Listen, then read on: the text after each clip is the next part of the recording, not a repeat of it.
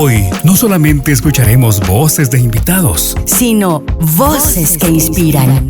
Personalidades de los diferentes ámbitos y ramas artísticas que vienen a contarnos su historia e inspirarnos a seguir dando lo mejor de nosotros. Voces que inspiran. Por TGW 107.3 y 107.5. Iniciamos.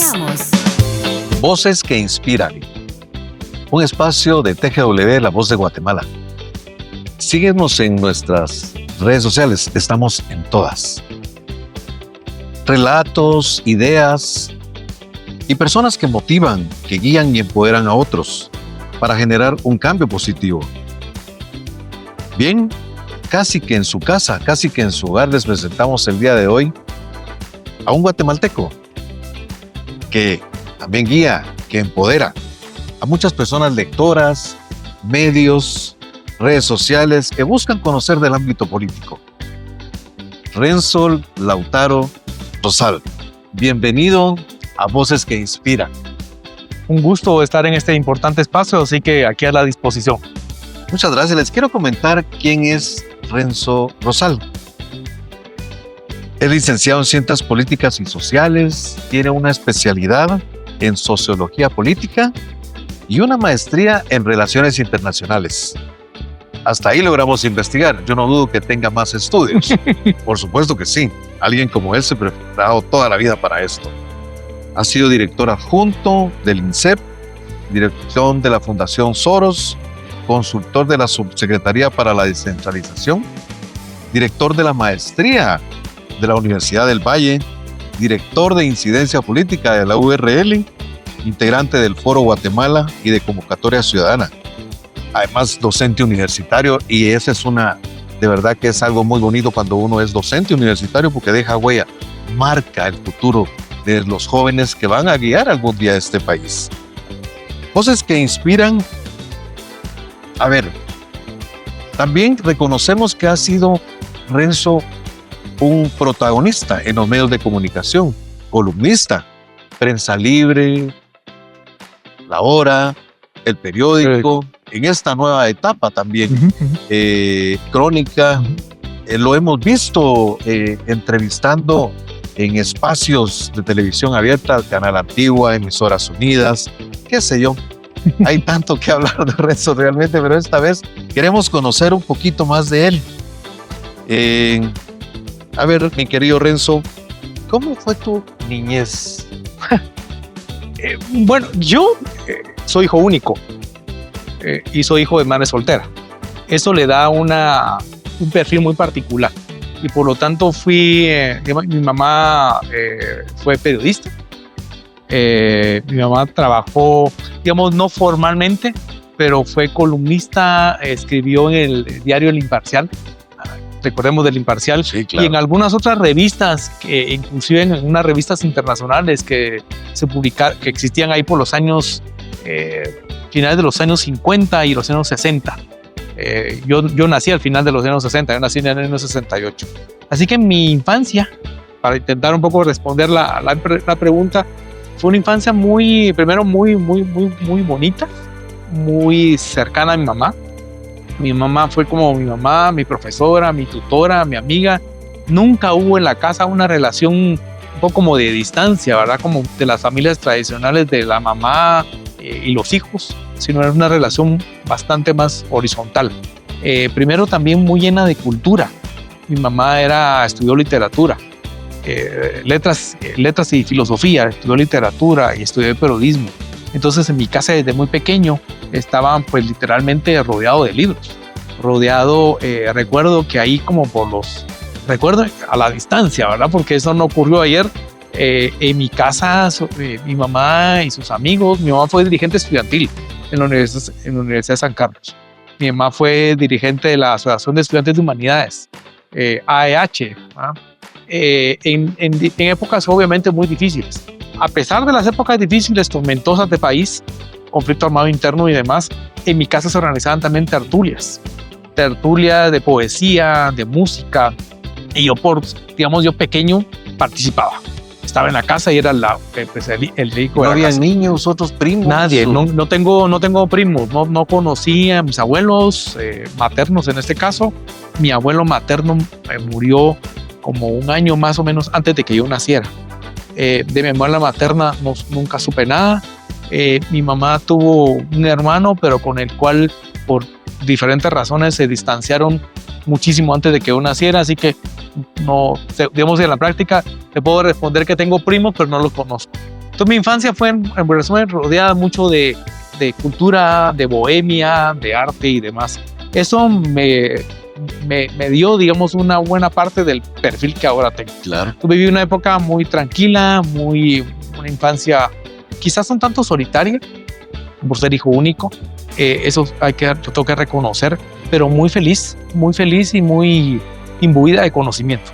Y en este caso, ya cuando empezaste a estudiar, ¿se te hacía muy complicado hacer amigos? Quizás sí, ¿verdad? Es decir, siempre mi grupo de amigos es como un poco, si querés, un poco reducido. Siempre he sido un poco más, inclusive podríamos decirlo, un tanto introvertido. Alguien, además, nunca he sido del mundo de la parranda, diríamos así. Nunca he sido de eso, nunca me he desvelado, no puedo hacerlo. Soy dormilón, etcétera. Entonces también eso me ha hecho que mi mundo se circunscriba, digamos, a entornos un poco más reducidos y vivir mucho más. Entonces yo me he sentido como muy cómodo en la academia, en la universidad, en esta parte, porque siento que es un poquito esas afinidades que uno va construyendo a lo largo de la vida. Sí, sí. ¿Y sos graduado de bachiller o maestro? Soy maestro de educación primaria urbana. Recordemos, ese es el nombre formal del título. Aunque tengo que reconocerlo que estudié magisterio, pues digamos, quizás porque sentía que estaba un poco más relacionado con las ciencias socialhumanísticas, por el tema de las áreas socialhumanísticas, que me siento más identificado que con las ciencias duras. Y para lo cual recordemos un poco en esa época ya más de adolescencia, las ciencias duras te orientaban más hacia bachillerato. Si alguien era muy hábil en la contabilidad y demás, estudiaba perito contador y la otra opción era magisterio. No habían más que tres, ahora por supuesto que no. Es correcto. Entonces pero nunca ejercí como maestro como tal, salvo las prácticas que uno hace en el último año en magisterio, no ejercí. En mi rollo no estaba planteado lo que ahora soy, el dar clases en la universidad. Eso sería una mentira absoluta que yo dijera, yo lo tenía previsto, planificado, no es cierto. ¿Y cómo era Renzo en su adolescencia? ¿Cómo fue tu adolescencia? Pues mi adolescencia fue muy interesante en las mismas circunstancias que veníamos conversando. Yo estudié en el Conservatorio Nacional de Música. ¿En serio? Sí, estudié, no sé, unos 5 o 6 años. Estudié como de los 11 a los, no, tal vez como de los, no más chiquito, de los 7 a los 13 años de edad. Estudié violín, estudié piano, estudié solfeo. Sin embargo, cuando ya estuve en educación, en básicos, se me comenzó a complicar el estar jugando por un lado con la dinámica académica y con los estudios de conservatorio. Entonces tuve que abandonar, digamos, un poco la carrera musical y dedicarme a eso. O sea que ¿y los deportes cómo ibas con esa parte? Mal. Después de eso sí jugué béisbol. Yo viví mis 2 zonas mis primeros 5 años de vida fue en la colonia Abraham, en la zona 3. Sí. Digamos que ahí nací, decirlo así, hasta los 6 años. Y después nos trasladamos a Ciudad Nueva, a la zona 2. Y ahí estuve hasta los 20, 21 años de edad. Y Ciudad Nueva era un barrio muy beisbolero. Ahí casi nadie jugaba fútbol. Ahí todo el mundo jugábamos béis. Sí. Además entonces, un poquito, el diamante ahí. tenemos un campo a final de la avenida Independencia. Tenemos un campo que ahora pues hay construcciones y demás. Y ahí jugamos béisbol. Entonces un poquito ahí tuve buenos amigos, buenos vecinos y organizamos equipos primero de calle y después ya jugamos, no profesionalmente, sino jugamos en la Liga Galvez Obral. Y también jugamos un poco en algunos años en el Diamante de Trapo Torreviarte. Entonces digamos que el béisbol sí me ha acompañado. Por lo que percibo yo, lo que hoy sos fue definido justamente desde tu infancia, rodeado de gente muy pensante, rodeado de libros, has sido lector, supongo yo, ¿verdad? Sí, bastante. Sí, es cierto. Es decir, está clarísimo, ¿no? Que la infancia, la adolescencia, la juventud te generan, digamos, te dan como esas pautas de vida. Y en mi caso es eso, ¿verdad? Lo que estudié, no puedo decir que estudié ciencia política porque yo pensaba esto de ciencia política desde pequeño, eso es mentira, tampoco. Esa sí fue una definición ya un poco, que es tardía. Sí es cierto que mi mamá venía del mundo de las ciencias sociales y demás, y quizás en el último año de magisterio fue cuando, porque ya sabía que tenía que ver un poco qué es esto. Yo tenía mucho y siempre me ha apasionado, ese es otro mundo, me ha apasionado mucho la metalurgia. ¿Ah, sí? Sí, pero como digamos, como tema de investigación, si quieres. Que no tiene nada que ver con ciencias sociales. No, pues. Y pensé en algún momento estudiar ingeniería. Pero después yo dije, no reúno condiciones para estudiar ingeniería. Entonces ya fue en la parte final del año, de ese año 1986, cuando definí un poquito que quería estudiar ciencias sociales, un poco por ahí. Y al ver la oferta, el menú de ciencias sociales en Guatemala, que era reducida, sigue siendo reducida, pues terminé optando por estudiar ciencia política.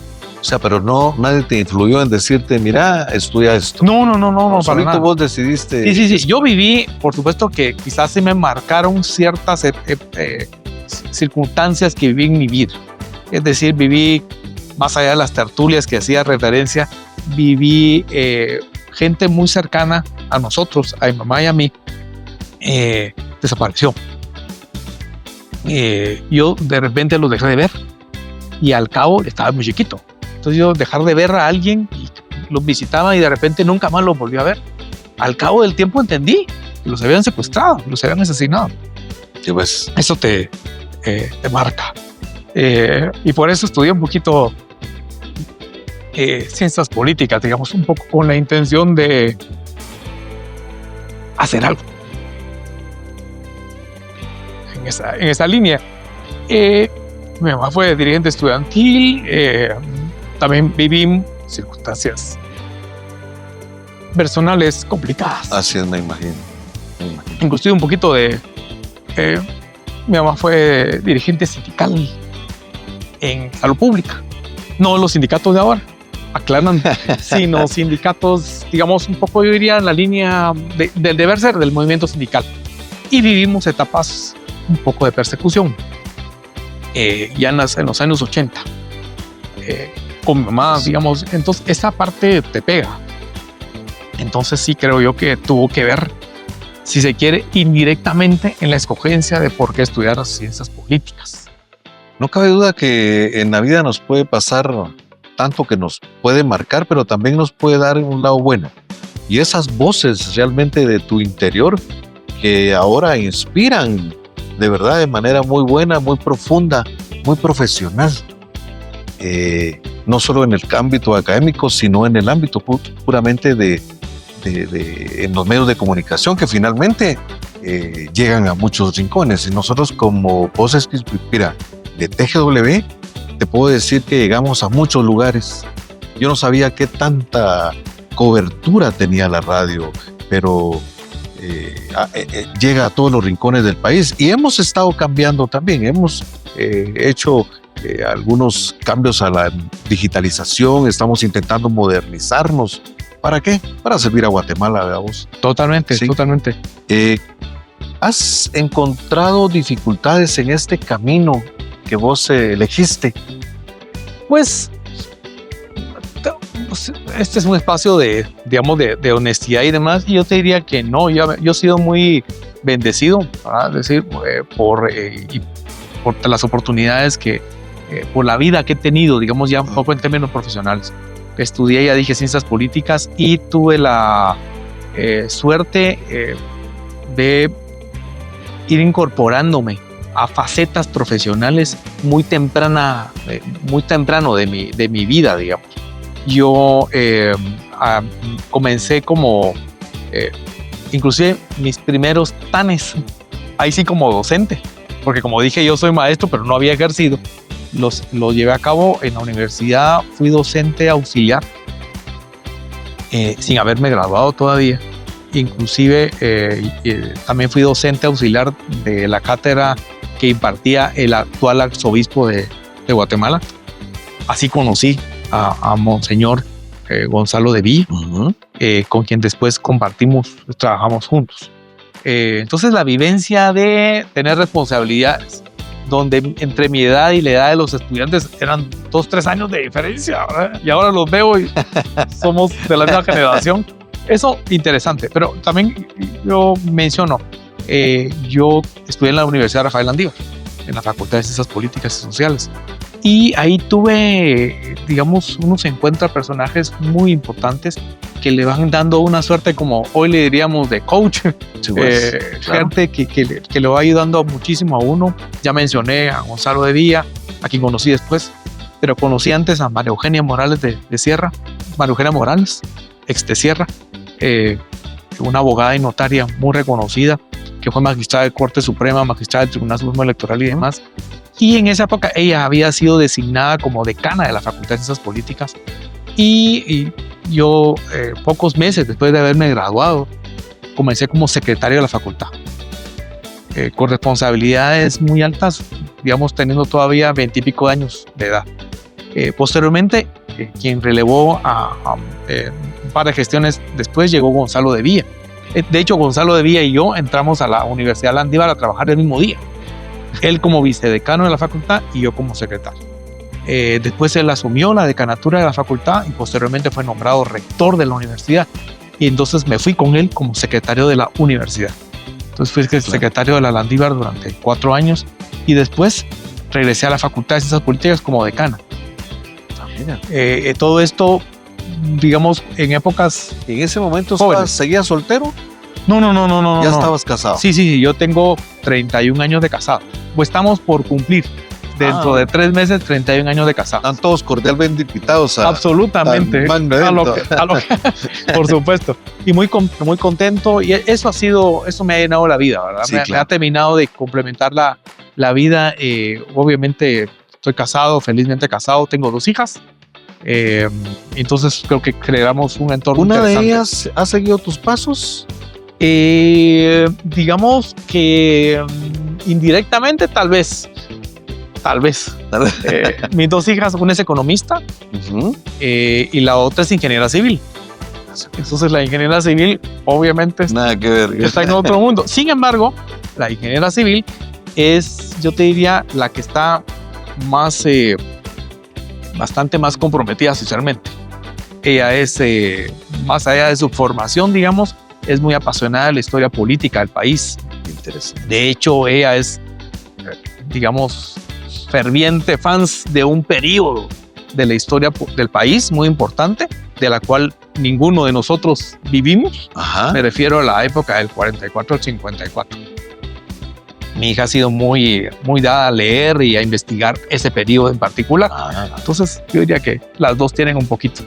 Sí, van dejando solteras todavía, supongo yo. Sí, solteras. Que todavía no hay nietos. No sé. Espero que algún día.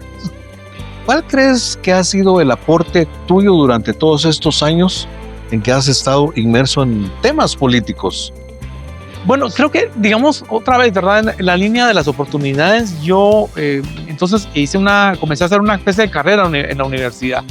Sin embargo, tuve la oportunidad, estando ahí en la facultad y demás, de comenzar a tener algunos espacios de opinión, pequeños espacios de opinión, entrevistas en donde se buscaba que la Universidad Rafael Landívar también vivió momentos importantes de comenzar a posicionarse frente a temas de importancia nacional. Quizás la Landívar había estado un poco años atrás, un tanto más recluida, digamos así. Sin embargo, también el país fue obligando a que la academia se posicionara. Eso me permitió a mí a comenzar a dar opiniones, primero como funcionario de la universidad, después a título individual. Entonces creo yo que es afortunado el que he estado en varias facetas, en la faceta estrictamente académica, un poco investigativa, pero también en la faceta de vínculo con los medios de comunicación. Yo diría que tengo, no sé, por lo menos 25 años, quizás casi un poquito más, de tener un relacionamiento continuo con los medios. Sí, obviamente soy absolutamente respetuoso y demás. Yo no soy, por supuesto, que un periodista, ni voy a nunca sustituir eso, pero creo que también, es decir, ustedes, los medios de comunicación, cumplen una función además fundamental. Entre otras, el tema de plantear elementos que contribuyan al fortalecimiento de la democracia, de una democracia difícil en este país. Sí, es un tema delicado pero bonito, muy apasionante. ¿Has escrito algún libro? Sí. He escrito 3 libros, digamos, 2 de ellos en una dimensión más formativa. Un libro de introducción a la ciencia política, otro libro sobre gobiernos locales, se llama algo así como La municipalidad en Guatemala y demás. Es un poco para afianzar la importancia que tiene los gobiernos locales, las municipalidades, que le decimos así en general. Escribí otro más hace unos 15 años sobre democracia, sobre el concepto de fragilidad democrática, para una editorial alemana. Y he colaborado con varias publicaciones en español, en portugués. Ahora reciente, en los últimos 2-3 años, he colaborado con ensayos, artículos en libros que se han publicado en Estados Unidos, especialmente para el público anglo. Son libros en inglés y se han hecho exclusivamente en inglés para dar a conocer, en principio, a los politólogos, a los cientistas sociales de Guatemala, y dar a conocer con más detalle fenómenos muy centroamericanos, muy guatemaltecos. ¿Algún politólogo que te haya dejado huella marcada? Quizás, no sé, Giovanni Sartori. No es politólogo, pero creo que es un referente importante, especialmente en el mundo de la comunicación, de la opinión pública. Jürgen Habermas, por mencionarte 2 referentes. Karl Deutsch, importante. Niklas Poulantzas, y así podríamos enumerar otros. ¿Alguna anécdota que te haya dejado un proceso electoral en Guatemala? Varios, es decir, vamos a ver, y menciono uno, que es ahora lo planteo como anécdota, en su momento tuvo sus detalles. En Landívar se nos ocurrió, creo yo que para el proceso electoral 2011, si no mal recuerdo, organizar la primera misión de observación electoral de la Landívar. Y participaron un poquito más arriba de 1,000 estudiantes, inclusive de los campus que tiene la Landívar en el interior del país. En el interior, sí. Y sin embargo, en la noche, pues, que es una noche muy interesante, que es la clave ahí, de repente, pasando medianoche, como a la, 1 de la mañana, en la fase de conteo de votos, que sabemos que es muy delicado y demás, recibo 2 llamadas para contarnos que equipos nuestros de observadores de Landívar estaban de rehenes en un centro de votación, en 2 lugares diferentes, que ahora no recuerdo bien. Entonces, pues nos dimos a la tarea el resto de las horas de tratar de ver qué hacíamos para liberar una experiencia que debería de ser muy enriquecedora. Tuvo también una vertiente un poco traumática. Afortunadamente no pasó más, no hubo nada de violencia, ni verbal ni física. Sin embargo, vivimos ahí un momento de estrés importante que nos refleja, digamos, un poco lo que son los episodios políticos y las elecciones, particularmente en Guatemala. Y en ese sentido, ¿te has sentido en algún momento acosado? ¿Has tenido algún momento de intimidación? Bueno, creo que la respuesta concretamente sí, ¿verdad? Es decir, sí, cuando uno está expuesto me refiero a que uno termina siendo un actor mediático, cuando uno participa en espacios que tú ya mencionaste en el preámbulo, cuando uno escribe. Yo escribí durante 10 años para Prensa Libre y llevo no sé cuántos años llevo de ser columnista de prensa, llevo un poquito más allá de arriba de 2 décadas. Entonces, y uno escribe también temas que le pueden sonar atractivos a unos, polémicos a otros y quizás un poco adversos a otros. Y el clima del país es un clima muy orientado lamentablemente a la polarización, al enfrentamiento y a tomar un poco a veces revanchas y demás. Entonces sí he sentido un poco el acoso o la intimidación. En tu casa, con tus hijas, con tu esposa, todo bien. ¿Qué piensan ellas del trabajo que te toca? Yo te diría que hay sentimientos encontrados, ¿verdad? Es decir, en general, depende, ¿no? En general, pues siempre me han respaldado, siempre me han apoyado en lo que hago, en todas las facetas. Igual nos apoyamos todos en familia. Sin embargo, en ciertos momentos que han sido un poquito álgidos, sí a veces me dicen, ¿por qué andas metido en eso? Sí me llaman un poco la atención, la cordura, y ese llamado de atención creo que hay que tomarlo obviamente con mucha seriedad, con mucha responsabilidad, porque proviene de tu entorno más cercano. Sí. Y te lo están diciendo, entonces uno también tiene que escuchar esas, ya, no digo esos esas llamados. otras voces. Sí. Y en el futuro, ¿cómo te vislumbras? ¿Cómo te miras? Pues sigo en esto, ¿verdad? Es decir, yo actualmente soy docente en la universidad. He incursionado en los últimos 2 años como docente, ya no solamente en la Facultad de Política, en esto, sino también en ciencias en el Departamento de Ciencias de la Comunicación, en la Facultad de Humanidades. Okay. Entonces, con otro perfil de estudiantes, dando cursos de comunicación política, de opinión pública, que son cursos que me han sacado un poquito de balance porque no ha sido como lo mío usualmente. Pero te diría, en resumen, en esa misma dimensión, soy consultor independiente. Por lo tanto, hace 10 años, dejé de trabajar, digamos, para alguna institución en particular. Entonces soy independiente. Y el ser independiente también te permite, por el lado positivo, manejar tu agenda y manejar también con mayor criterio. En el lado, no digo negativo, pero sí complicado, es que el trabajo y demás es un tanto, puede, digamos, ser oscilante. Y eso también tiene sus implicaciones. Vamos a cambiar un momentito la temática que teníamos, pero para voces que inspiran, preguntas muy rápidas, ¿oíste? Perfecto. ¿Helado o galletas? Helado. ¿Desayuno típico o panqueques? Vale, esa sí es muy rápido. Panqueques. ¿Leer o escuchar un podcast? Leer. ¿Café o té? Café. ¿Tortillas o pan? Ay, difícil, pero pan. ¿De manteca o de francés? Francés. ¿TikTok o X? X. ¿Te gusta más? Sí, por ahí me fui, de hecho, no tengo cuenta, no tuve hasta hace una semana cuenta de TikTok, pero lo utilizo para funciones docentes. Renzo, un último mensaje que tú quieras enviar. Bueno, creo que primero agradecer muchísimo este espacio, muy valioso. Creo que es escuchar vidas. Escuchar vidas es algo que de repente suena aparentemente muy simple, pero no lo es. Es escuchar también profundidades, es tocar médulas que a veces son quizás sensibles y demás. Pero creo que tenemos que romper con el molde de creer que todos como que todos vivimos bajo ciertos menú compacto y pensar que los seres humanos somos, si algo nos caracteriza, que somos diversos. Y nuestras vidas han sido diversas. Y un poco lo que quise trasladar acá es algo de mi vida.